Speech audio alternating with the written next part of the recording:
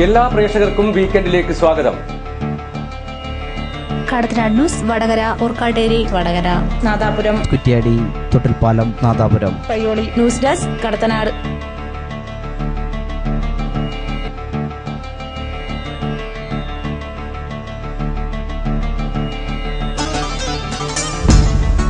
എല്ലാ പ്രേക്ഷകർക്കും വീക്കെൻഡിലേക്ക് സ്വാഗതം.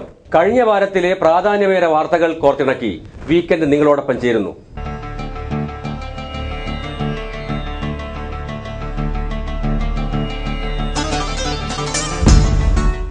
പുരാതനവും ചരിത്രപ്രസിദ്ധവുമായ ഓർക്കാട്ടേരി ശിവഭഗവതി ക്ഷേത്രത്തിലെ താലപ്പൊലി മഹോത്സവം ജനുവരി 26 മുതൽ 31 വരെ നടത്തപ്പെടുന്നു. കടത്തനാടൻ മണ്ണിന് ഇനി ആഘോഷത്തിന്റെ നാളുകൾ. ഒരു പ്രദേശത്തെ മുഴുവൻ ജനതയുടെയും ആഘോഷമാണ് ഈ ഉത്സവം. ദേവിക്ക് ചാർത്തുന്ന ഉടയാടയായ കാച്ചിമുണ്ട് ക്ഷേത്രോൽപത്തി മുതൽ ഒരു മുസ്ലിം കുടുംബത്തിൽ നിന്നുമാണ് ഇവിടെ എത്തുന്നത്. അതോടൊപ്പം ഹിന്ദുമതത്തിലെ നാനാജാതി വിഭാഗത്തിനും പ്രത്യേകം ആരാധനാ സംവിധാനം ഇവിടെ നിലനിൽക്കുന്നു. ഓർക്കാട്ടേരി പ്രദേശത്തെ ജനങ്ങളിൽ മതമൈത്രി ജനിപ്പിക്കുവാനും എല്ലാവരും ഒന്നാണെന്ന സന്ദേശം വിളിച്ചോതുന്ന തരത്തിലുള്ള ആചാര രീതികളിലൂടെയാണ് ഇവിടുത്തെ ഉത്സവം നടന്നുവരുന്നത്. സർവേശ്വരനായ സാക്ഷാൽ പരമശിവൻ സ്വയംഭൂതനായി കുടികൊള്ളുന്ന സങ്കേതമാണിവിടം.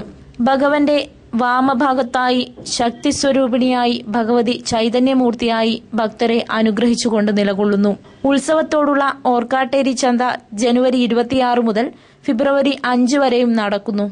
സംസ്ഥാനത്തിന്റെ വിവിധ ഭാഗങ്ങളിൽ നിന്നും കച്ചവടത്തിനായും സംസ്ഥാനത്തിന് പുറമെയുള്ളവർ വിനോദ പ്രദർശനത്തിനുമായി ഇവിടെ എത്തിച്ചേരുന്നു. ക്ഷേത്രഭരണം ഇ കെ ശ്രീധരൻ നമ്പ്യാർ പ്രസിഡന്റായും കുനിൽ Raveendran general secretary, P Gangadharan Nambiar treasurer എന്നിവർ ഭാരവാഹികളായുള്ള കമ്മിറ്റിയാണ് ആഘോഷ committee. R K Krishnan chairman, Puthiyadath Krishnan secretary, T Rajeevan treasurer, N Babu programme committee convener ഭാരവാഹികളുമായുള്ള കമ്മിറ്റിയാണ്.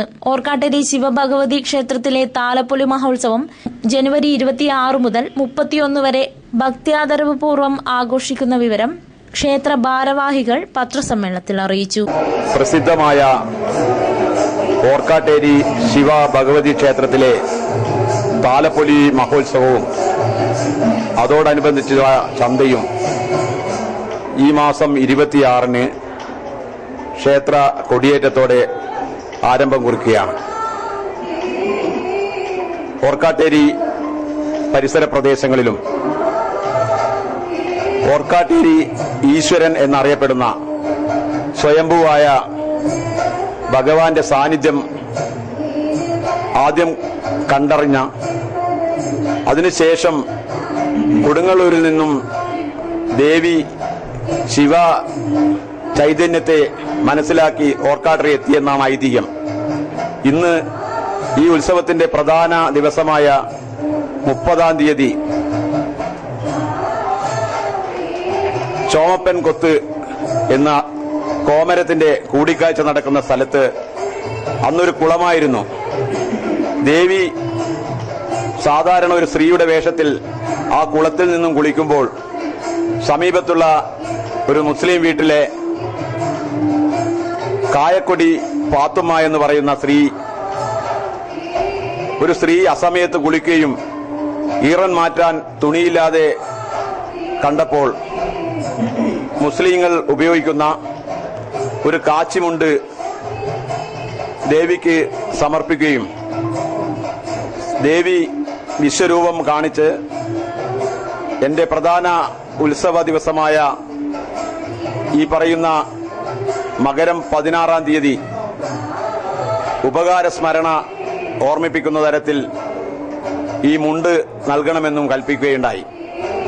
അതിന്റെ അടിസ്ഥാനത്തിൽ ഇപ്പോഴും ഒരു മിത്ത് പോലെ ഈ പ്രദേശത്തുകാരും അതുപോലത്തെ ഈ കുടുംബവും ഈ 26-ാം തീയതി ക്ഷേത്ര കൊടിയേറ്റത്തിന് ശേഷം കാലാകാലങ്ങളായി ചെയ്തു വരുമ്പോൾ തന്നെ ഇപ്പോഴും ദേവിക്ക് ചാർത്താനുള്ള ഉടയാട ഈ കാച്ചിമുണ്ട് ഇവിടെ സമർപ്പിക്കുന്നു എന്നതാണ് മറ്റ് ക്ഷേത്രങ്ങളിൽ നിന്നും ഭിന്നമായി ഒരു മതമൈത്രിയുടെ കേദാര ഭൂമിയാണ് ഓർക്കാട്ടേരിയിൽ നിന്നും മനസ്സിലാകുന്നത്. അതോടൊപ്പം തന്നെ പഴയ കാലഘട്ടത്തിൽ തന്നെ ഹിന്ദുമതത്തിലുള്ള നാനാവിഭാഗം ജാതികളും സ്പർദ്ധ നിലനിൽക്കുന്ന പഴയ കാലഘട്ടത്തിൽ പോലും ഇവിടുത്തെ ഉത്സവത്തിന്റെ ഭാഗമായി അന്ന് നിലവിലുണ്ടായിരുന്ന ഹിന്ദുമതത്തിലെ എല്ലാ മതവിഭാഗത്തിനും പ്രത്യേകം ആരാധനാ രീതി അന്ന് ചിട്ടപ്പെടുത്തിയായിരുന്നു ഈ ഉത്സവം നടത്തിവരുന്നത്. ഇപ്പോഴും അത് ആ തനിമയോടുകൂടി ആ പൊലിമ മങ്ങാതെ കാത്തുസൂക്ഷിക്കുന്നു എന്നതാണ് ഈ ഉത്സവം മറ്റ് ഉത്സവങ്ങളിൽ നിന്നും ഭിന്നമായി നിൽക്കുന്നത്. ഒരു തുരുത്തെന്ന നിലയിൽ ഓർക്കാട്ടേരി അതിൽ നിന്നും ഭിന്നമാകുന്നു. ഈ പ്രദേശത്തുള്ള ഈ ദേവീദേവന്മാരുടെ ചൈതന്യം അത് മനസ്സിലാക്കിയ ജനത, അത് അവർ ഏത് പാർട്ടിയിലും ഏത് മതത്തിൽപ്പെട്ടാലും ആ സ്വാധീനം ഈ സ്ഥലങ്ങളിൽ നിലനിൽക്കുന്നു എന്നതാണ് മറ്റു സ്ഥലത്തിൽ നിന്ന് ഭിന്നമായി ഓർക്കാട്ടേരി കാണുന്നത്. ഈ ഉത്സവവേളയിൽ 26 മുതൽ 31 വരെ ആധ്യാത്മിക സമ്മേളനങ്ങളും കലാപരിപാടികളും അതോടൊപ്പം തന്നെ ഉത്സവത്തിന്റെ ഭാഗമായുള്ള ചന്തയും 26 മുതൽ ഫെബ്രുവരി 5 വരെ നടക്കുകയാണ്. ചന്തയെപ്പറ്റി പറയുമ്പോൾ പഴയ ഗ്രാമീണ മേഖലയിൽ ഓർക്കാട്ടേരി എന്ന് പറയുന്ന ഏറാമല പഞ്ചായത്തിൽ സംസ്ഥാനത്തിന് പുറത്തും സംസ്ഥാനത്തിന്റെ വിവിധ ഭാഗങ്ങളിലുമുള്ള കച്ചവടത്തിനായും വിനോദ പരിപാടികൾക്കായും ഈ ഗ്രാമത്തെ വളരെ കാലങ്ങൾക്ക് മുന്നേ മറ്റ് മറു നാടുകളിൽ അറിയിക്കുന്നത് ഈ ഉത്സവവും ചന്തയുമാണ്. ഇപ്പോഴും കന്നുകാലി ചന്തയും അതോടൊപ്പമുള്ള വിനോദ പ്രദർശനങ്ങളും മറ്റ്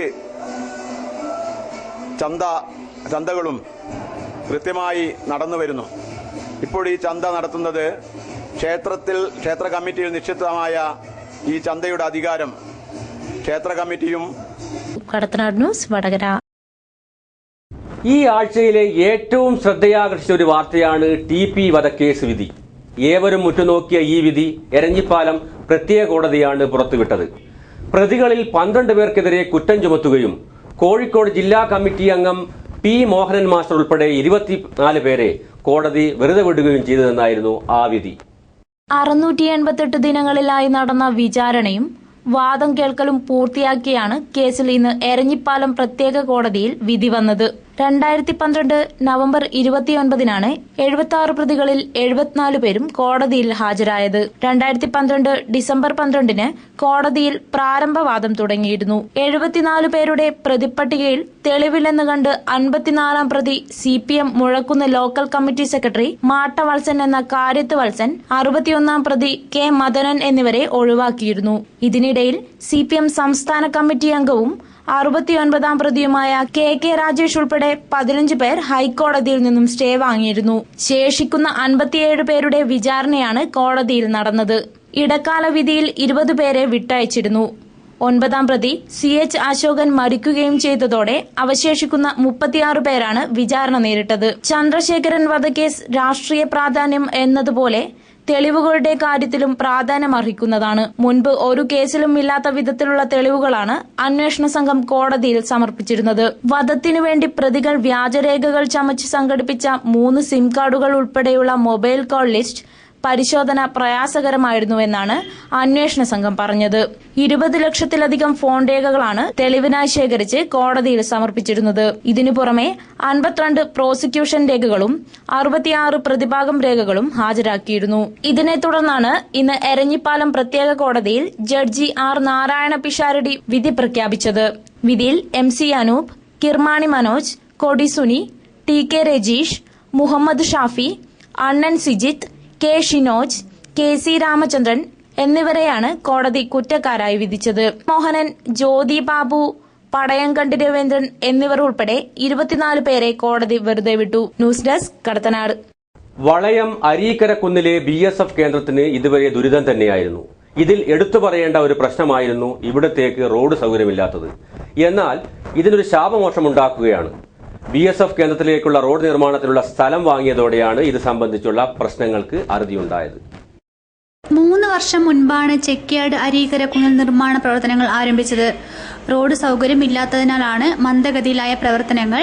സ്ഥലം ലഭ്യമായതോടെ ദ്രുതഗതിയിലായത്. കുന്നിൻ മുകളിലേക്ക് സാധന സാമഗ്രികൾ എത്തിക്കാൻ അത്തേരി ഭാഗത്ത് നിന്നാണ് റോഡ് നിർമ്മിച്ചത്. എന്നാൽ ഈ റോഡിനെ ചൊല്ലി വിവാദങ്ങൾ വന്നതോടെ കെട്ടിട നിർമ്മാണ പ്രവർത്തനങ്ങൾ ഇഴഞ്ഞു നീങ്ങുകയാണ് ചെയ്യുന്നത്. പഞ്ചായത്ത് അധികൃതരും BSF ഉദ്യോഗസ്ഥരും മറ്റും സമരക്കാരുമായി അനുരഞ്ജന ചർച്ചകൾ നടത്തിയെങ്കിലും ഫലവത്തായില്ല. ഇതേ തുടർന്ന് കുന്നിന്റെ എതിർവശത്തുകൂടെ റോഡ് നിർമ്മാണം ആരംഭിച്ചു. ഇതിനായി പ്രദേശവാസികളായ 39 പേർ സൗജന്യമായി സ്ഥലം അനുവദിക്കുകയും ചെയ്തു. വാട്ടർ ടാങ്ക് പരിസരത്ത് നിന്ന് 8 മീറ്റർ വീതിയിൽ 2.5 കിലോമീറ്റർ നീളത്തിൽ 1.5 കോടി രൂപ ചിലവിലാണ് റോഡ് നിർമ്മാണം പൂർത്തിയായത്. ചെങ്കുത്തായ കുന്നുകൾ ഇടിച്ചു താഴ്ത്തിയാണ് റോഡുകൾ നിർമ്മിച്ചത്.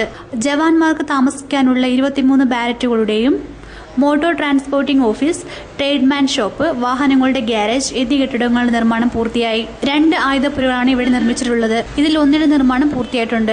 കമാൻഡോസിനും ഓഫീസേഴ്സിനും താമസിക്കാനുള്ള കെട്ടിടത്തിന്റെ നിർമ്മാണവും പൂർത്തിയായിട്ടുണ്ട്. 1300 പേരടങ്ങുന്ന ഒരു ബറ്റാലിയൻ ട്രെയിനിംഗ് സെന്ററാണ് ആദ്യഘട്ടത്തിൽ. Armoury shop, ATM counter, bank, post office എന്നിവയ്ക്ക് ആവശ്യമായ കെട്ടിടങ്ങളുടെ നിർമ്മാണവും ത്വരിതഗതിയിലാണ്. ഫെബ്രുവരി അവസാനത്തോടെ ഉദ്ഘാടനം നടത്താനാവുമെന്നാണ് അധികൃതരുടെ പ്രതീക്ഷ. BPL റേഷൻ കാർഡുകൾക്ക് BPL ആനുകൂല്യം ലഭിക്കാൻ വേണ്ടി വടകര മിൽ സിവിൽ സ്റ്റേഷനിലേക്ക് അപേക്ഷകരുടെ പ്രവാഹം തന്നെയായിരുന്നു. ഈ അപേക്ഷ സ്വീകരിക്കൽ എന്തിനാണാവോ എന്ന മട്ടിലായിരുന്നു മിക്കവരും. അതിന് അവരെ പഴി പറഞ്ഞിട്ടും കാര്യമില്ല. കാരണം ജനങ്ങൾ വെയിൽ കൊണ്ട് ക്യൂ നിന്നതല്ലാതെ ആ നിൽപ്പിന് വല്ല ഗുണവും ഉണ്ടാകുമോ എന്നത് കണ്ടറിയണം. വടകര താലൂക്കിലെ പഞ്ചായത്തിലുള്ള BPL ലിസ്റ്റിൽപ്പെട്ടതും നിലവിൽ APL ആയ ഉപഭോക്താക്കൾ BPL ലിസ്റ്റിലേക്ക് മാറ്റുന്നതിനു വേണ്ടിയുമാണ് വടകര താലൂക്ക് ലീഗൽ സർവീസ് അതോറിറ്റിയിലേക്ക് ജനം തടിച്ചുകൂടിയത്. ഗവൺമെന്റുമായും സപ്ലൈ ഓഫീസുമായും യാതൊരു ബന്ധവുമില്ലാതെയാണ് ഈ നടപടി കൊണ്ടുവന്നത്. രാവിലെ 7 മണി മുതൽ നിൽക്കുന്ന ക്യൂ 11 മണിയായതോടുകൂടി ജനങ്ങൾ രോഷാകുലരായി. ഞങ്ങളിങ്ങനെ പണിയും മെനക്കെട്ട് നാലാമത്തെ പ്രാവശ്യം ഇങ്ങനെ വരുന്ന ലിസ്റ്റിന് വേണ്ടിയിട്ട്. പക്ഷെ അതൊക്കെ തള്ളിപ്പോയി. പിന്നെയും വീണ്ടും 10,000-കണക്കിന് ജനങ്ങളെ ഇങ്ങനെ ബുദ്ധിമുട്ടിക്കുന്ന രാവിലെ 5 മണിക്ക് മുതൽ ഞങ്ങളിവിടെ നിൽക്കുന്നുണ്ട്. എന്തിനാ ഇങ്ങനെ ബുദ്ധിമുട്ടിക്കുന്നത് ഗവൺമെന്റ്? ഇത് ജനങ്ങളെ ബുദ്ധിമുട്ടിക്കുന്ന പരിപാടിയാണ്. പിന്നെ ആണുങ്ങളെ കാര്യം പോട്ടെ, പെണ്ണുങ്ങൾ കുട്ടികളെ കൊണ്ട് എടുത്ത് വരുന്ന ചെറിയ കുട്ടികളെ കൊണ്ട് വരുന്ന ഇപ്പോൾ ഇവിടെ പറയാൻ പറ്റില്ല. 1 മണി വരെ ഉള്ളൂ എന്ന് പറയുന്നത് എന്തിനാന്നുള്ള ഒരു നിശ്ചയമില്ലാത്ത പരിപാടിയാണ്. താലൂക്കിലെ ഒരു കേന്ദ്രത്തിൽ മാത്രമാണ് അപേക്ഷ സ്വീകരിക്കുന്നത്. 3 ജീവനക്കാരാണ് ഓഫീസ് ഡ്യൂട്ടിയിലുണ്ടായിരുന്നതും. 5000-ഓളം അപേക്ഷകൾ ഇവിടെ ലഭിച്ചിട്ടുണ്ട്. അതിൽ മിക്കവരും BPL-ലേക്ക് മാറ്റുന്നതിൽ അർഹരല്ല. ഇത് ഇപ്പൊ ഇവിടെ എത്തി അന്വേഷിച്ച് നോക്കുമ്പോൾ പറയുന്നത് 2009 സീല് വെച്ച ആൾക്കാർക്ക് മാത്രമേ ഇപ്പൊ ഇത് കൊടുത്തിട്ട് കാര്യമുള്ളൂ എന്നാണ് പറയുന്നത്. പക്ഷെ ഇത് ഒന്നും അറിയാണ്ട് എത്രയോ ആൾക്കാർ ഈ സീല് വെച്ചോ ഇതൊന്നും നോക്കാണ്ട് മുഴുവൻ ആൾക്കാർ ഇവിടെ വന്നിട്ടുണ്ട്. ഇവർക്കെല്ലാം കിട്ടുമെന്നുള്ള ഉറപ്പില്ല. കാരണം ഈ കാർഡിൽ 2009 ഒരു സീല് വെച്ചിട്ടുണ്ടല്ലോ, ആ സീല് വെച്ച ആൾക്കാർക്ക് മാത്രമേ ഇപ്പൊ കൊടുത്തിട്ടുള്ളൂ കാര്യമുള്ളൂ എന്നാണ് പറയുന്നത്. അപ്പൊ ഇത്രയും ആൾക്കാർ ഇങ്ങനെ ബുദ്ധിമുട്ടിക്കേണ്ടയില്ല. അതാത് സ്ഥലത്ത് അതാത് പഞ്ചായത്തിൽ ഒരു സിറ്റിംഗ് വെച്ചിട്ട് അങ്ങനെ വാങ്ങിക്കഴിഞ്ഞാൽ ഇവിടെ കംപ്ലീറ്റ് ബ്ലോക്കായിരിക്കുക. വാഹനം ബ്ലോക്ക്, കംപ്ലീറ്റ് ജനങ്ങളെല്ലാം ബുദ്ധിമുട്ടുക. സാധാരണഗതിയിൽ അപേക്ഷ റേഷൻ കാർഡിൽ സമർപ്പിക്കുകയും അവരത് സപ്ലൈ ഓഫീസിലേക്ക് കൈമാറുകയുമാണ് ചെയ്യാറുള്ളത്. എന്നാൽ ലീഗൽ സർവീസ് അതോറിറ്റിയിൽ അപേക്ഷ സമർപ്പിച്ചതിന് ഉപഭോക്താക്കൾക്ക് തെളിവായി റെസീറ്റും നൽകിയിട്ടില്ല എന്ന പരാതിയും ഉയർന്നിട്ടുണ്ട്. ജനപ്രതിനിധി എന്നുള്ള നിലക്ക് ഇതിന്റെ പ്രയാസങ്ങൾ 2-3 ദിവസമായി അനുഭവിക്കുന്നത്. കാരണം രാവിലെ വീട്ടിൽ വന്നിട്ട് ആളിരിക്കും. എന്തെന്നാ പറയാൻ വെച്ചാൽ ഡോക്ടറെ സീറ്റ് കൊണ്ട് വന്നിട്ട് ഞാൻ രോഗിയാന്ന് ഞാൻ എഴുതി കൊടുക്കണം. ഞാൻ എങ്ങനെ എഴുതി കൊടുക്കാൻ പറ്റൂ? അപ്പൊ അത് അഥവാ ചെയ്തിട്ടില്ലെങ്കിൽ നാളെ എനിക്ക് ദോഷം ചെയ്യുകയും ചെയ്യും. ഓരോരുത്തർ ഒരു കത്തിന് പോയിട്ട് ഓൻ കൊടുത്തില്ല എന്നുള്ള പ്രചരണം നാട്ടിൽ തീർത്തടിക്കുകയും ചെയ്യും. ഇന്ന് ഞാൻ എന്താ വെച്ചാൽ ഇതിന്റെ ബന്ധപ്പെട്ട ഒരാളോട് ചോദിച്ചു എന്താണ് ഇതിന്റെ ഉദ്ദേശം, നമുക്കൊന്ന് പോയി അന്വേഷിച്ചു കഴിഞ്ഞപ്പോൾ ഇവിടുന്ന് പറഞ്ഞു ഇനി യാതൊരുവിധ ഉത്തരവാദിത്വം അധികാരമില്ല.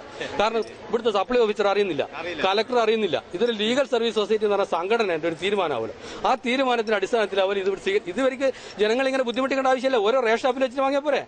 അങ്ങനെയാണെങ്കിൽ ഓരോ പ്രദേശത്തുള്ള BPL ലിസ്റ്റിൽപ്പെട്ട ആൾക്കാർ അപേക്ഷ എന്ത് വെച്ചാൽ റേഷൻ ഷോപ്പിൽ വെച്ചിട്ട് വാങ്ങിക്കുക. ജനങ്ങളുടെ ബുദ്ധിമുട്ട് ഈ കക്കട്ടിൽ കുന്നുമേല് വാണിമേലുള്ള പ്രദേശങ്ങളിൽ ആൾക്കാരല്ലോ ബസ്സിന് പൈസയും കൊടുത്ത് ഇവിടെ വന്നിട്ട് ഈ ക്യൂവിൽ നിന്നിട്ട് വെയിലും കൊണ്ട് രാവിലെ തൊട്ട് വൈകുന്നേരം നിൽക്കുക. അത് കൂടാതെ 30 ഉറുപ്പിയാണ് ഒരാളെടുത്ത് ഇവർ വാങ്ങിച്ചത്. ഇന്നലെ വരെ ഇപ്പോൾ അപേക്ഷ എഴുതി കൊടുക്കാൻ വേണ്ടി 30 ഉറുപ്പിയാണ്. ഇങ്ങനെ ജനങ്ങളെ സഹായിക്കാനുള്ള സന്മനസ്സോട് കൂടി ചെയ്യുന്നെങ്കിൽ ഇവർ ഫ്രീ ആയിട്ട് ചെയ്ത് കൊടുക്കണ്ടേ? കോടതിയിലുള്ള ജീവനക്കാരും പോലീസുകാരും ചേർന്നാണ് ജനങ്ങളിൽ നിന്ന് അപേക്ഷകൾ സ്വീകരിച്ചത്. മിനി സിവിൽ സ്റ്റേഷൻ പരിസരത്തെ മിക്ക കെട്ടിടങ്ങളിലും അപേക്ഷകർ നിറഞ്ഞൊരവസ്ഥ തന്നെയായിരുന്നു. പൊതുജനങ്ങൾക്ക് യാതൊരുവിധ ഉപകാരവും ഉണ്ടാക്കാത്ത പ്രവൃത്തിയാണ് നാഷണൽ ലീഗ് സർവീസ് അതോറിറ്റി നടത്തിയതെന്ന ആക്ഷേപവും ഉയർന്നിട്ടുണ്ട്. ഓഫീസിന്റെ പുറത്തുനിന്നാണ് അപേക്ഷകൾ പോലീസും ഉദ്യോഗസ്ഥരും സ്വീകരിച്ചത്. എന്തിനാണ് ഈ അപേക്ഷ സ്വീകരിക്കൽ ചടങ്ങ് എന്നായിരുന്നു മിക്കവരുടെയും പ്രതികരണം. നമ്മളെ വിവരങ്ങൾ അറിയുന്നതെന്ന് വെച്ചാൽ നമ്മൾ പണിക്ക് പോയ സ്ഥലത്തു നിന്നാണ് അറിയുന്നത്. അല്ലെങ്കിൽ പഞ്ചായത്തിന്റെ ഒരു മെമ്പർമാരോ ഒന്നും ഒരു വിവരം അറിയുന്നില്ല. അപ്പൊ നമ്മള് മറ്റുള്ള കുട്ടിക്ക് മഞ്ഞക്കവനായിട്ട് അതും കൂടി മാറ്റി വെച്ചിട്ട് നിർത്തിക്കൊണ്ടാണ് നമ്മൾ ഇവിടെ വരുന്നത്. അപ്പൊ ഇത്തരം കാര്യങ്ങളിൽ ഒരു എല്ലാവരും ജനങ്ങൾ എത്തിക്കേണ്ട ഒരു സംവിധാനം ഏർപ്പെടുത്താൻ വേണ്ടിയിട്ട് അപേക്ഷിക്കും. കടത്തനാട് ന്യൂസ്, വടകര. കല്ലാച്ചി വാണിമേൽ റോഡിന്റെ ശോചനീയാവസ്ഥക്കെതിരെ നാട്ടുകാർ സമരരംഗത്തെത്തിയിരുന്നു. ഇതിനെ തുടർന്നാണ് കല്ലാച്ചി വാണിമേൽ റോഡിന് 3 കോടി രൂപ അനുവദിച്ചത്. ഇത് പ്രദേശവാസികൾക്കിടയിൽ ഏറെ സന്തോഷമുളവാക്കിയ വാർത്തയായിരുന്നു. കല്ലാച്ചി വാണിമേൽ റോഡ് നവീകരണത്തിനായി പൊതുമരാമത്ത് വകുപ്പ് 3 കോടി രൂപ അനുവദിച്ചു. റോഡ് തകർന്ന് വാഹന ഗതാഗതം ദുഷ്കരമാവുകയും റോഡിന്റെ സമീപത്തെ താമസക്കാർക്ക് പൊടി ശ്വസിച്ച് വിവിധ രോഗങ്ങൾ പിടിപെടുകയും ചെയ്ത സാഹചര്യത്തിൽ നാട്ടുകാർ സമരരംഗത്തേക്ക് ഇറങ്ങിയിരുന്നു. കഴിഞ്ഞ ദിവസം റോഡ് ഉപരോധമടക്കമുള്ള സമരങ്ങൾ ഇവിടെ നടന്നിരുന്നു. മുസ്ലിം ലീഗ് നേതൃത്വം നൽകിയ പരാതിയെ തുടർന്നാണ് പൊതുമരാമത്ത് മന്ത്രി 3 കോടി രൂപ അനുവദിച്ചത്. കടത്തനാട് ന്യൂസ്, നാദാപുരം. TP ചന്ദ്രശേഖരൻ വധക്കേസിൽ നിന്നും ജയിൽ മോചിതരായ CPIM നേതാക്കളായ പടയങ്കണ്ടി രവീന്ദ്രനും P മോഹനൻ മാസ്റ്റർക്കും വിവിധ പ്രദേശങ്ങളിൽ സ്വീകരണം നൽകിയിട്ടുണ്ടായിരുന്നു. ഇനി ആ വാർത്തയിലേക്ക്. കുറ്റവിമുക്തനായി നാട്ടിലേക്കെത്തിയ മോഹനൻ മാസ്റ്റർക്ക് കക്കട്ടിലെ ജനാവലി വൻപിച്ച സ്വീകരണമാണ് നൽകിയത്. AKG മന്ദിരത്തിൽ നൽകിയ സ്വീകരണത്തിൽ 100 കണക്കിന് ആളുകൾ പങ്കാളികളായി. TP ചന്ദ്രശേഖരൻ വധക്കേസിൽ കുറ്റാരോപിതനായി റിമാൻഡിൽ കഴിഞ്ഞതിന് ശേഷം കോടതി കുറ്റക്കാരനിൽ നിന്ന് കണ്ട് വെറുതെ വിട്ട P മോഹനൻ മാസ്റ്റർക്ക് കുറ്റ്യാടിയിലും കക്കട്ടിലും പാർട്ടി പ്രവർത്തകർ സ്വീകരണം നൽകി. കക്കട്ടിലെ കുന്നുമ്മൽ ഏരിയ കമ്മിറ്റി ഓഫീസിൽ area secretary K Krishnan, KP Kunhammathkutty master, KK Dineshan master എന്നിവരുടെ നേതൃത്വത്തിൽ 100 കണക്കിന് ആളുകൾ മോഹനൻ മാസ്റ്ററെ സ്വീകരിച്ചു. Elamaram Kareem MLA, KK Lathika MLA, TP Ramakrishnan എന്നിവർ മോഹനൻ മാസ്റ്ററെ അനുഗമിച്ചു.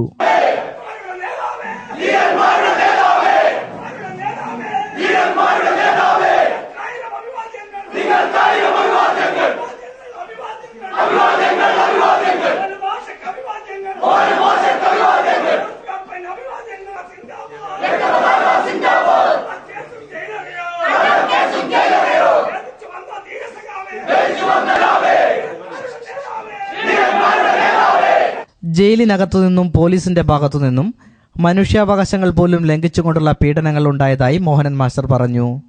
ഭരണ നേതൃത്വം, വിശേഷിച്ച് പോലീസ് വകുപ്പ് കൈകാര്യം ചെയ്യുന്ന രാഷ്ട്രീയ നേതൃത്വം കേരളത്തിൽ അവർ മണിയാശാനെ പ്രതിയാക്കി, ഇടുക്കിയിലെ കേസുകളിൽ, അതുപോലെ കണ്ണൂർ ജില്ലയിൽ പ്രധാനപ്പെട്ട നേതാക്കന്മാരെ പ്രതിയാക്കി, ഇവിടുത്തെ ഒരു ഉത്തരവാദപ്പെട്ട പാർട്ടി പ്രവർത്തകൻ എന്നുള്ള നിലയിൽ ഈ കേസിൽ എന്നെയും പ്രതിയാക്കി പാർട്ടിയെ വേട്ടയാടുന്നതിൻ്റെ ഭാഗമായി ആ നിരപരാധിത്വം കോടതി അംഗീകരിച്ചിരിക്കുന്നു. മാത്രമല്ല, ഇത് നല്ല പര്യാലോചനക്ക് വീണ്ടും വിചാരത്തിന് കേരളത്തിലെ UDFന്റെ നേതൃത്വം ഗവൺമെൻറ് നയിക്കുന്ന കോൺഗ്രസ് പാർട്ടി തന്നെ വിധേയമാക്കേണ്ടതുണ്ട്. കാരണം ഇങ്ങനെയെല്ലാം വേട്ടയാടുന്നത് ശരിയാണോ? നിരന്തരമായി വേട്ടയാടിയായിരുന്നു. ജയിലിനകത്തിട്ടിട്ട് മനുഷ്യാവകാശങ്ങൾ പോലും ലംഘിച്ചു. ഒരു റിമാൻഡ് തടവുകാരനായിട്ട് ജയിലിലടക്കുമ്പോൾ പ്രാഥമികമായിട്ട് ഒരു തടവുകാരന് മനുഷ്യോചിതമായി ലഭിക്കേണ്ട പരിഗണന പോലും ഞാനടക്കമുള്ള തടവുകാർക്ക് നിഷേധിക്കുകയാണ് ചെയ്തിട്ടുള്ളത്. മാധ്യമങ്ങളും ഇക്കാര്യത്തിൽ ഈ വേട്ടയ്ക്ക് കൂട്ടുനിന്നു. വലിയൊരു ഗൂഢാലോചന ഇതിലെല്ലാം നടന്നിട്ടുണ്ട്. ഏതായാലും ഒരു കാര്യത്തിൽ വലിയ സന്തോഷമുണ്ട്. പാർട്ടി CPIM ഗൂഢാലോചന നടത്തിയിട്ടാണ് ഈ കൊലപാതകം സംഘടിപ്പിച്ചത് എന്നുള്ള മാധ്യമങ്ങളുടെയും കേരളത്തിലെ കമ്മ്യൂണിസ്റ്റ് വിരുദ്ധ രാഷ്ട്രീയ തമ്പുരാക്കന്മാരുടെയും എല്ലാ പ്രചരണങ്ങളും ഇന്നത്തെ കോടതി വിധിയോടുകൂടി നിരാകരിക്കപ്പെട്ടിരിക്കുകയാണ്. അക്കാര്യത്തിൽ വലിയ സന്തോഷമുണ്ട്. ബാക്കി കുറേ കാര്യങ്ങൾ കൂടി പറയാനുണ്ട്. പോലീസ് ക്യാമ്പിനകത്ത് വെച്ച് ഉണ്ടായിട്ടുള്ള പീഡാനുഭവങ്ങൾ, അങ്ങേയറ്റത്തെ ഭീകരമായിട്ടുള്ള അനുഭവങ്ങൾ, അതൊക്കെ പറയാം. അതിൻ്റെ വിശദാംശങ്ങളൊക്കെ കേരളത്തിലെ പൊതുജനം അറിയേണ്ടതുണ്ട്. അതെല്ലാം കേരളത്തിലെ പൊതുജനങ്ങളുടെ അറിവിലേക്കായി ഈ കേരളത്തിലെ ഈ പ്രധാനപ്പെട്ട രാഷ്ട്രീയ പാർട്ടിയുടെ ഒരു ഉത്തരവാദപ്പെട്ട പ്രവർത്തകൻ എന്നുള്ള നിലയിൽ പൊതുജനങ്ങളുടെ സമക്ഷം നിങ്ങളുടെ എല്ലാം മുമ്പിൽ വരുന്ന ദിവസങ്ങളിൽ പറയും. അത്രയും മാത്രമേ ഇപ്പോൾ പറയാനുള്ളൂ. ഏതായാലും പുറത്തിറങ്ങിയല്ലോ, ഇനി കുറച്ച് സ്വതന്ത്ര വായുവൊക്കെ ശ്വസിക്കട്ടെ, ബാക്കി കാര്യങ്ങൾ പിന്നീട്.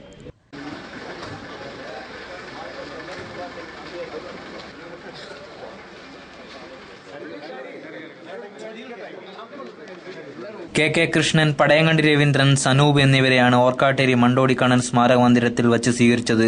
100 കണക്കിന് CPIM പ്രവർത്തകർ സ്മാരക മന്ദിരത്തിൽ എത്തിച്ചേർന്നു. Advocate P Sathidevi, area secretary Dayanandan തുടങ്ങിയ നേതാക്കൾ സ്വീകരിക്കാനുണ്ടായിരുന്നു. നിരന്തരമായി പാർട്ടിയെ വേട്ടയാടിക്കൊണ്ടിരിക്കുകയാണെന്ന് P സതീദേവി ആരോപിച്ചു.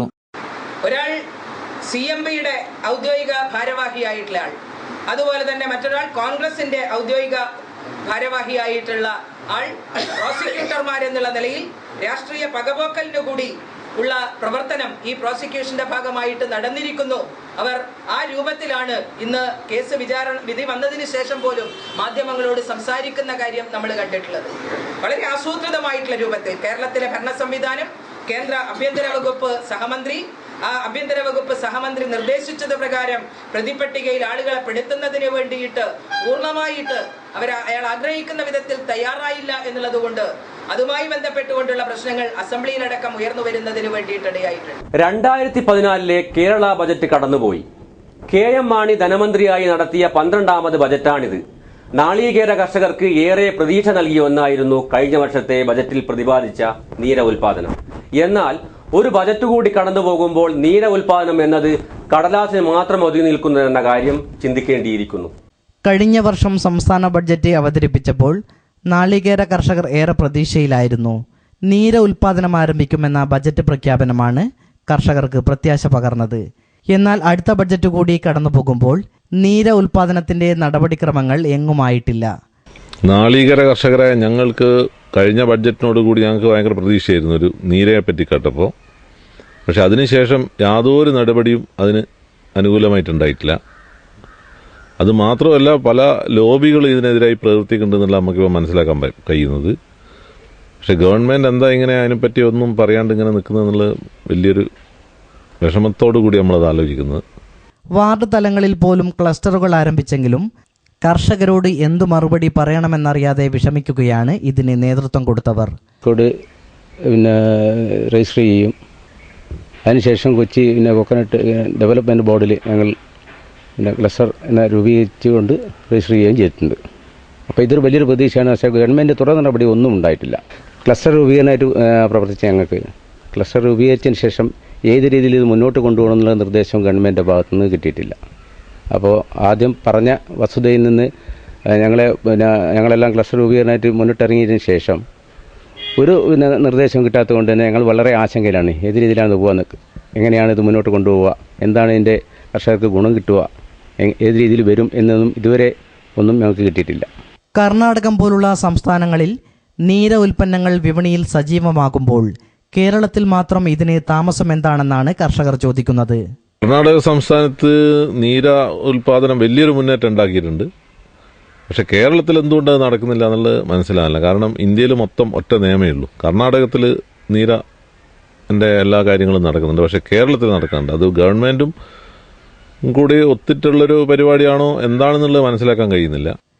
നാളികേര കർഷകർക്ക് ഏറെ ഗുണം ചെയ്യുന്ന നീര ഉൽപാദനം ഇനിയും വൈകിയാൽ സമരപരിപാടികൾ ആരംഭിക്കുമെന്ന് കിസാൻ സഭ നാദാപുരം മണ്ഡലം സെക്രട്ടറി രാജു തോട്ടഞ്ചിറ പറഞ്ഞു. 2013-14 ബഡ്ജറ്റ് അവതരിപ്പിക്കുന്ന സമയത്ത് നാളികേര കൃഷിക്കാരെ രക്ഷിക്കുന്നതിന് വേണ്ടി നീര ഉൽപാദന നടപടികൾ നടപ്പിലാക്കുമെന്ന് സംസ്ഥാന ഗവൺമെന്റ് പ്രഖ്യാപിച്ചിരുന്നു. അന്ന് നാളികേര കൃഷിക്കാർക്ക് ഒരുപാട് പ്രതീക്ഷയുണ്ടായിരുന്നു. എന്നാൽ ഇന്ന് പ്രതീക്ഷകളൊക്കെ തന്നെ നഷ്ടപ്പെട്ടിരിക്കുകയാണ്. എന്തുകൊണ്ടാണ് ഈ നീര ഉൽപ്പാദിപ്പിക്കുന്നതിന് വേണ്ടിയുള്ള നടപടിക്രമങ്ങൾക്ക് താമസം വരുത്തുന്നതിനെ കുറിച്ച് പരിശോധിക്കപ്പെടേണ്ടതാണ്. അതുകൊണ്ട് ഗവൺമെന്റിന്റെ ഭാഗത്തുനിന്ന് എത്രയും പെട്ടെന്ന് നടപടിക്രമങ്ങൾ പൂർത്തീകരിച്ചേ മതിയാകൂ. അല്ലാത്തപക്ഷം ഇതുമായി ബന്ധപ്പെട്ടുകൊണ്ട് അതിശക്തമായ പ്രക്ഷോഭ സമര പരിപാടികൾ പോലും സംഘടിപ്പിക്കുന്നതിന് വേണ്ടി കർഷകരെ അണിനിരത്താൻ വേണ്ടി അഖിലേന്ത്യാ കിസാൻ സഭ തയ്യാറാകേണ്ടി വരും. കടത്തനാട് ന്യൂസ്, തൊട്ടിൽപ്പാലം. TP ചന്ദ്രശേഖരൻ വധക്കേസ് CBIക്ക് കൈമാറണമെന്ന ആവശ്യവുമായി അദ്ദേഹത്തിന്റെ ഭാര്യ KK രമ രംഗത്തെത്തി. സെക്രട്ടേറിയറ്റ് മുന്നിൽ മരണം വരെ നിരാഹാര സമരമിരിക്കുമെന്നും രമ വ്യക്തമാക്കി. TP ചന്ദ്രശേഖരൻ കേസ് CBI അന്വേഷിക്കണമെന്ന ആവശ്യവുമായി KK രമ രംഗത്തെത്തി. കോടതി വിധി അറിഞ്ഞ് വീട്ടിലെത്തിയ ശേഷം മാധ്യമപ്രവർത്തകരോട് സംസാരിക്കുകയായിരുന്നു. ആരോപണത്തിലുള്ള പ്രഖ്യാപനം എടുത്തില്ലെങ്കിൽ വളരെ പെട്ടെന്ന് തന്നെ അത്തരം അതിശക്തമായ സമരപരിപാടികളുമായി നിരാഹാരം പോലുള്ള ഏറ്റവും ശക്തമായ സമരപരിപാടികളുമായിട്ട് മുന്നോട്ട് പോകാൻ വേണ്ടിയിട്ടാണ് ഞങ്ങൾ ആലോചിക്കുന്നത്. വിധിയിൽ നിരാശയുണ്ടെന്നും അന്വേഷണ ചുമതല CBIക്ക് നൽകണമെന്നും ആവശ്യപ്പെട്ടുകൊണ്ടാണ് TP ചന്ദ്രശേഖരന്റെ ഭാര്യ KK രമ സെക്രട്ടേറിയറ്റ് മുന്നിൽ മരണം വരെ നിരാഹാരം ഇരിക്കാൻ തീരുമാനിച്ചത്. CBI അന്വേഷണം ആവശ്യമുണ്ട്. കൃത്യമായ CBI അന്വേഷണം ആവശ്യപ്പെടുകയാണ്. അത് സർക്കാർ തീരുമാനിക്കുന്നു വയ്ക്കുന്നു. അങ്ങനെ തീരുമാനിച്ചില്ലെങ്കിൽ വളരെ പെട്ടെന്ന് തന്നെ അതിശക്തമായ സമരവുമായിട്ട് മുന്നോട്ട് പോകാൻ വേണ്ടിയിട്ടാണ് RMP ആലോചിക്കുന്നത്. കടത്തനാട് ന്യൂസ്, വടകര. വളയം പഞ്ചായത്തിലെ പൂവംവയൽ താനിമുക്കിലെ 7 നിർധന കുടുംബങ്ങൾ ഏറെ കാലമായി ദുരിതത്തിലാണ്. അവരിലേക്ക് ഒരു തിരിഞ്ഞുനോട്ടം. വളയം പഞ്ചായത്തിൽ പൂവംവയൽ താനിമുക്കിൽ നിർധരരായ 7 കുടുംബങ്ങൾക്ക് വർഷങ്ങൾക്ക് മുൻപ് ഗവൺമെന്റിന്റെ സഹായത്തോടെ 4 സെന്റ് ഭൂമിയിൽ വീട് നിർമ്മിച്ചു കൊടുത്തിരുന്നു. ഇന്ന് ഇതിൽ മിക്ക വീടുകളിലും ദുരിതം തന്നെയാണ്. മിക്കതും ഇടിഞ്ഞു വീഴാറായ അവസ്ഥയിലാണുള്ളത്. ഇവരിന്ന് നേരിട്ടുകൊണ്ടിരിക്കുന്ന പ്രധാനപ്പെട്ട പ്രശ്നം കുടിവെള്ള പ്രശ്നമാണ്. ഇവിടെ പൊതുകിണർ നിർമ്മിച്ചിട്ടുണ്ടെങ്കിലും ഫെബ്രുവരി മാസമാകുമ്പോഴേക്കും കിണർ പൂർണ്ണമായും വറ്റുന്ന അവസ്ഥയിലാണ്. 7 കുടുംബവും പിന്നെ കുടിവെള്ളത്തിനായുള്ള നെട്ടോട്ടത്തിലായിരിക്കും. 2 കിലോമീറ്ററുകളോളം സഞ്ചരിച്ചാണ് ഇവർ കുടിവെള്ളം എടുക്കുന്നത്. മിക്ക വീടുകളിലും നിർധരരും നിരാലംബരുമായ ആളുകളായതിനാൽ തന്നെ അവർക്കിതിൽ യാതൊന്നും ചെയ്യാൻ കഴിയില്ല. ഈ പഞ്ചായത്തിൽ നിന്നും ഒരു സേവനം നമുക്ക് തന്നിട്ടില്ല. ഇവിടെ മുഖ്യ രോഗികളായ 2-3 പേര് അതുകൊണ്ട് നമ്മൾ ഇല്ല. ഈ റോഡിന് ഈ കോളനിയിലേക്കുള്ള ഓരോ വീട് പുറത്തുള്ള ആളെ സ്ഥലത്തു കൂടിയാണ് നമ്മൾ കോളനിയിലേക്ക് വഴി വരുന്നത്. റോഡ് പോവില്ല. നമുക്ക് പ്രധാനമായിട്ടും വെള്ളം കാര്യമായിട്ട് അതും നമ്മളെ വീടുകളും എല്ലാം വീണ് ഈ മഴയോട് കൂടി തന്നെ ഈ വീട് ഇവിടെ ഈ കുടിലിനകത്ത് നമുക്ക് താമസിക്കാനാവില്ല. ഒരുപോലെ ഉണ്ട്. പക്ഷെ അതിന്റെ ഒരു മോളെ കൊണ്ടുപോകാനൊക്കെ താല്പര്യമില്ല. അധികാരികൾ ഇനിയെങ്കിലും വേണ്ട നടപടിയെടുക്കുമെന്ന പ്രതീക്ഷയിലാണിവർ. കടത്തനാട് ന്യൂസ്, നാദാപുരം. മറ്റുള്ളവരെ ദ്രോഹിക്കുക എന്നത് മലയാളികളുടെ പ്രത്യേകതയാണല്ലോ. കക്കൂസ് മാലിന്യം സ്വകാര്യ വ്യക്തിയുടെ പറമ്പിൽ ഒഴുക്കിവിട്ട് ഞാനൊന്നും അറിഞ്ഞില്ലേ എന്ന മട്ടിലാണ് ചിലർ. എന്നാൽ ഇത് മറ്റുള്ളവർക്ക് ആരോഗ്യ പ്രശ്നമുണ്ടാക്കുമോ എന്നൊന്നും അവർ ചിന്തിക്കുന്നില്ല. തൊട്ടിൽപ്പാലം വയനാട് റോഡിലെ ഒരു സ്വകാര്യ വ്യക്തിയുടെ പറമ്പിലാണ് ഇത്തരം മാലിന്യം തള്ളിയത്. തൊട്ടിൽപ്പാലം ടൗണിലെ ലോഡ്ജുകളിൽ നിന്നും ശേഖരിച്ച കക്കൂസ് മാലിന്യമാണ് തൊട്ടിൽപ്പാലം വയനാട് റോഡിൽ 3-ാം കൈയിലെ പറമ്പിൽ കുഴിയെടുത്ത് തള്ളിയിരിക്കുന്നത്. കുഴി മൂടാതെ ഇട്ടതിനാൽ ഇവിടെ നിന്നും ദുർഗന്ധം വമിക്കുന്നുണ്ട്. ഇത് ഗുരുതരമായ ആരോഗ്യ പ്രശ്നങ്ങൾക്ക് ഇടയാക്കുമെന്ന് നാട്ടുകാർ പറയുന്നു. ടൗണിൽ നിന്നും കക്കൂസ് മാലിന്യം കയറ്റി കൂടലിൽ 3-ാം കൈയിലുള്ള പറമ്പിൽ JCB വെച്ച് കുഴിയെടുത്ത് മാലിന്യം തട്ടി ജനവാസ കേന്ദ്രത്തിൽ കുടിവെള്ള സ്രോതസ്സുകളിൽ കിണറുകളെല്ലാം അടുത്തുള്ള വീടുകളിലുള്ള കിണറിനെല്ലാം അടുത്തായിട്ടുള്ള സ്ഥലത്ത് കക്കൂസ് മാലിന്യം കൊണ്ട് തട്ടിയിരിക്കുകയാണ്. ഇത് വളരെ 3 കോലും 4 കോലും കുഴിച്ചാൽ വെള്ളം കിട്ടുന്ന സ്ഥലങ്ങളാണ് ഈ മാലിന്യം കൊണ്ട് തള്ളിയിരിക്കുന്നത്. അടുത്തുള്ള കിണറിലേക്കെല്ലാം ഇത് ഒഴുകി വരാൻ സാധ്യത കൂടുതലാണ്. കോളറ അതുപോലെ തന്നെ പകർച്ചവ്യാധികളായ രോഗങ്ങളെല്ലാം ഇവിടെ പരിസരത്തൊക്കെ ഉള്ളതാണ്. ഇതുകൊണ്ട് ബുദ്ധിമുട്ടും കാര്യങ്ങളും ഈ പാവപ്പെട്ട ജനങ്ങളാണ് അനുഭവിക്കാൻ വേണ്ടി പോകുന്നത്. ഒരുപാട് താമസക്കാരുണ്ട്. 100 ആളുകൾ താമസിക്കുന്ന ജനവാസ കേന്ദ്രമായത്. മെയിൻ റോഡ് അടുത്ത സ്ഥലങ്ങളുമാണ്. ഇത് തൊട്ടടുത്ത് തളീക്കര കുറ്റ്യാടി ഭാഗങ്ങളിലേക്ക് പോകുന്ന കിണറുണ്ട്. ആ കിണറിൻ്റെ അവിടുന്ന് ഏകദേശം ഒരു 200-250 മീറ്റർ അകലെയാണ് ഈ മാലിന്യം തള്ളിയിരിക്കുന്നത്. 2 ദിവസങ്ങളിലായാണ് രാത്രിയിൽ ടാങ്കർ ലോറിയിൽ നിറച്ചു കൊണ്ടുവന്ന മലമാലിന്യങ്ങൾ ഇവിടെ തള്ളിയത്. കടത്തനാട് ന്യൂസ്, തൊട്ടിൽപ്പാലം. ഹെൽമറ്റ് പരിശോധനയെക്കുറിച്ചുള്ള വാർത്തകൾ ജനങ്ങൾക്കിടയിൽ തന്നെ ഏറെ ചർച്ച ചെയ്യപ്പെട്ട ഒന്നാണ്. വടകര RTO ഓഫീസിന്റെ പരിധിയിലുള്ള ഗ്രാമപ്രദേശങ്ങളിൽ ഹെൽമറ്റ് പരിശോധന കർശനമാക്കിയ വാർത്തയാണ് കടത്തനാട് ചാനലിൽ ചർച്ച ചെയ്യപ്പെട്ട മറ്റൊരു വാർത്ത. വടകര RTO ഓഫീസിന്റെ പരിധിയിലുള്ള ഗ്രാമപ്രദേശങ്ങളിൽ ഹെൽമെറ്റ് പരിശോധന കർശനമാക്കി. 2 സ്ക്വാഡുകൾ 2 സ്ഥലത്തായി കേന്ദ്രീകരിച്ചാണ് പരിശോധന നടത്തിയത്. തോടന്നൂർ, താഴങ്ങാടി, സാൻഡ് ബാങ്ക്, ഉള്ളിയേരി, അത്തോളി, കൂമുള്ളി, കൊടശ്ശേരി തുടങ്ങിയ സ്ഥലങ്ങളിൽ നടത്തിയ പരിശോധനയിൽ ഹെൽമറ്റ് ധരിക്കാത്ത 148 പേരെ പിടികൂടി. അപകടകരമായ രീതിയിൽ വാഹനമോടിച്ച 7 പേരെയും ലൈസൻസ് ഇല്ലാത്ത 9 പേരെയും പിടികൂടി. ട്രാൻസ്പോർട്ട് കമ്മീഷണറുടെ നിർദ്ദേശപ്രകാരം ഹെൽമറ്റ് പരിശോധന ശക്തമാക്കിയതായി മോട്ടോർ വാഹന വകുപ്പ് അറിയിച്ചു. MVIമാരായ R. Ajikumar, NK Deepu, AMVIമാരായ Sanalkumar, Manappally Ajilkumar, M. Mustafa, Divin, Anu S. Kumar, റിനുരാജ് എന്നിവർ പരിശോധനയ്ക്ക് നേതൃത്വം നൽകി. കടത്തനാട് ന്യൂസ്, വടകര. വീക്കെൻഡ് ഇവിടെ സമാപിക്കുന്നു. പ്രാധാന്യമേറിയ വാർത്തകളുമായി അടുത്ത ആഴ്ച കാണാം. നമസ്കാരം.